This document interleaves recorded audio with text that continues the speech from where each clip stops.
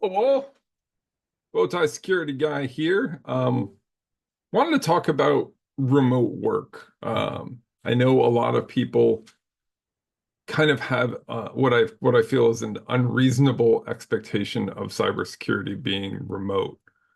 Um, the biggest time that we had a lot of remote positions for cybersecurity was, of course, during the pandemic. Around 44% of jobs were remote because they simply had to be.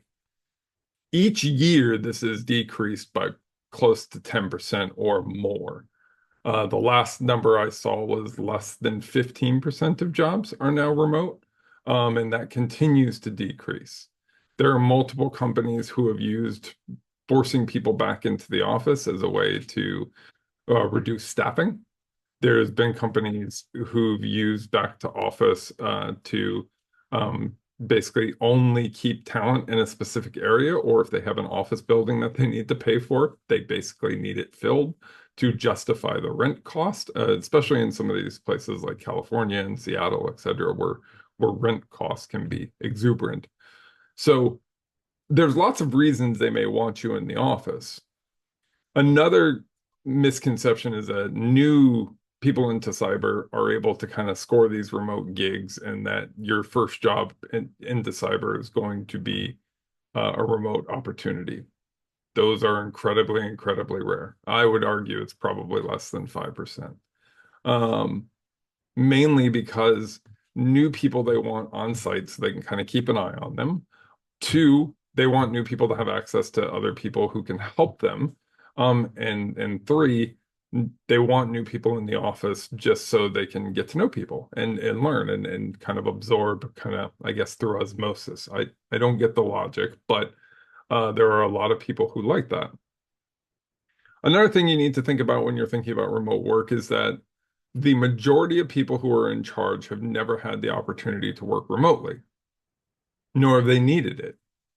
So perhaps they're not, neurodiverse. Perhaps they just simply know that coming into work 9 to 5 is just that's what life is, and that's what they accept. Many companies are not realizing that things are changing, especially within the cyber and technology space, where jobs can be done remotely. The the data proves that remote workers are highly more efficient than people who are in the office. There's less distractions, more things get done. During the pandemic, any report that I had done myself, running things when my team went fully remote versus when they weren't, showed about a 20 to 25% increase. Yet companies still want to force people back into the office. And mostly it's due to leaders who have kind of lost touch, or they have an office building that they need to pay for, so they need people in it, or it's a perception thing. If people aren't there, people aren't working.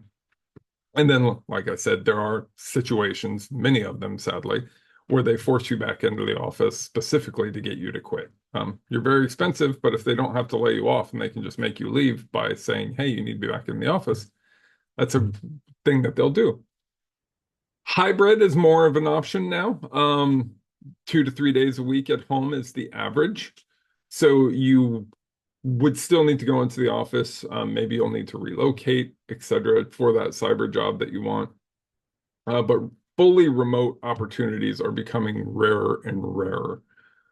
So if you have an opportunity that's fully remote, but they're 10, $15,000 less than the other guy who wants you in the office 3 days a week, really figure out what that number is and that value is to you for your salary.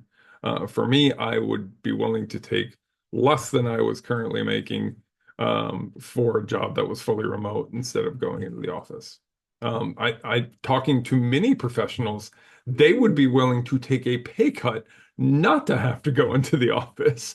Um, that's how much it means to people. And for people who are neurodiverse, such as myself and many of us technologists, um, work from home is amazing. You're able to be yourself. You're able to be more comfortable in your own skin. You can dance at your desk if you want to. When you're listening to music, you don't have to feel weird about your body constantly needing to move.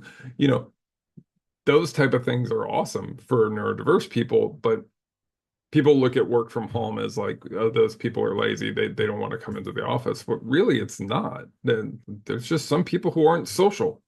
I would argue majority of technologists are have had to learn social skills as a way to deliver their messages or learn different things. So if you're going into cyber, if you're looking for a job in cyber, be prepared. I ended up interviewing at about 18 companies, I believe, when I was laid off, and only about half of them were fully, or not even half, I would say, yeah, probably like 20% of them were fully remote. The rest of them required me to at least travel into the office once a month for a week or whatever, or to move in some cases. So think about those things as you're applying for jobs. Understand too that a full remote role may say full remote, and then once you go through the process, they'll then tell you that, oh, well, this is full remote only for specific use cases and only for specific areas.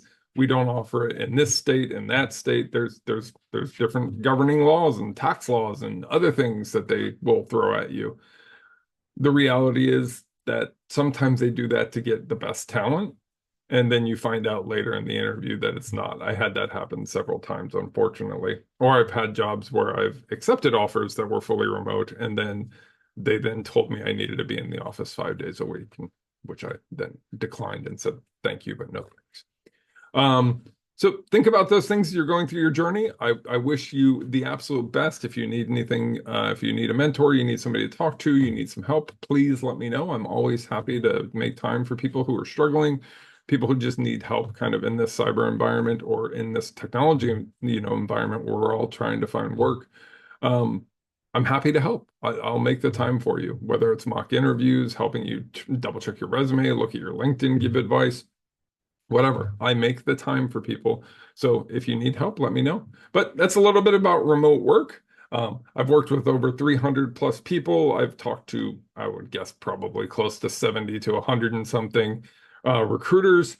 They pretty much all say the same thing. Remote work is becoming rarer and rarer. Doesn't mean it's not there. It just means if that's one of your expectations, set those expectations fairly, and good luck out there.